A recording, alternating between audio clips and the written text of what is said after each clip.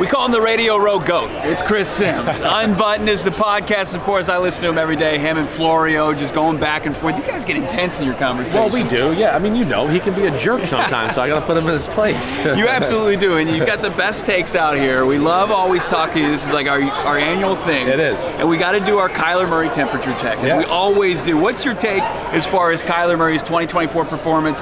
4 touchdowns in the finale, a meaningless game against San Francisco. Yeah. Overall, though, 21 touchdowns. Struggled post-bye. What was your assessment? I still am a fan of Kyler Murray, right? You still got a guy that's special there in Arizona.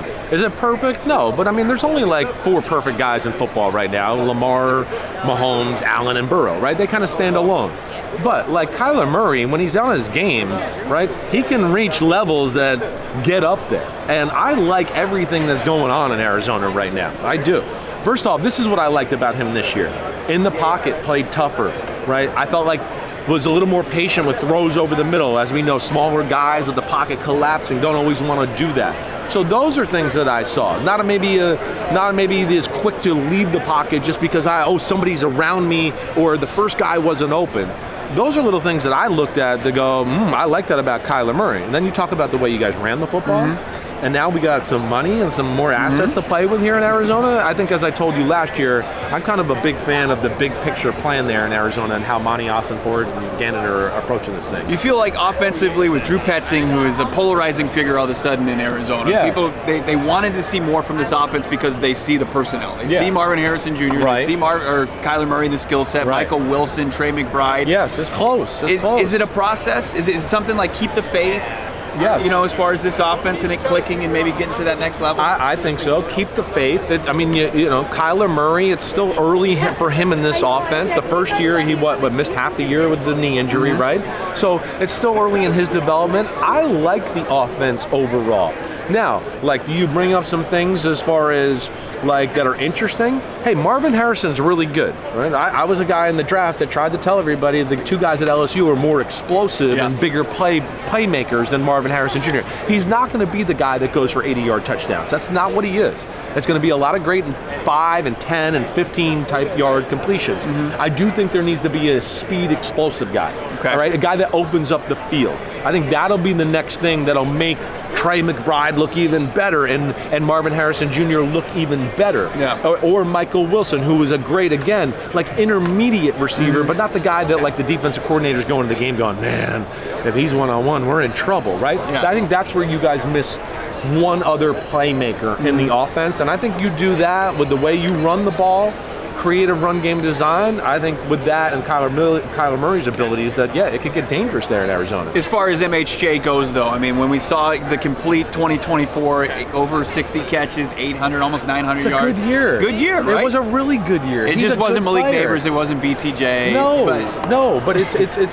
But so what? You got a guy there that he's the guy. He's the man. You can formulate the offense around him. And there's still things that he does that are better than Malik Neighbors or Brian Thomas Jr. down there in Jacksonville. He is a good route runner. His size is real. His ability to set up defenders and set up leverage to get open is next level for somebody his age. So they got a guy here. Is it going to be 80-yard touchdowns like we talked about? No, that's not who he is. But is he a guy that can lead the league in receptions and have a lot of yards, maybe not all the yards per catch? Yeah, he's that type of guy. I like his game a lot. I really do. How far are we willing to go with Trey McBride as far as the best tight end in the NFL right now? Well, I mean, I think it's, at least in the conversation, the best pass-catching tight end, right? Yeah. Run blocking, he can probably get a little bit better at. He's willing to do it, though. Right. That's what I like about him. But when you think of the best pass catchers at tight end right now, it's odd. I almost want to sit here and go right to the damn young guys and him and Brock Bowers. They might be the 2 best young guys in the game. He's a weapon. So that's what it brings me back to the big play guy. You got a lot of good 10, 15 over the middle. We'll catch it in traffic. We can catch it with bodies around us and box you out. But now you need that guy that you can go, wait, can we throw a screen and somebody break it for 70 every now and then? Right? That's when your offense goes to the next level. Or throw a bomb and just, hey, the drive's over. One play, 70 yards, boom.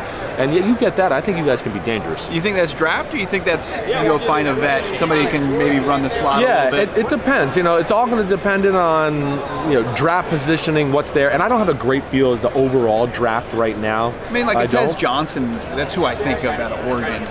Burner. I hear you. It could be that type of guy. Is there a, like last year, Darnell Mooney, who went to the Falcons, was on the free agent market, right? Is there a guy like that? Again, a guy that he's not going to lead our team in receiving, but he's going to lead our team in big pass plays, explosive pass plays.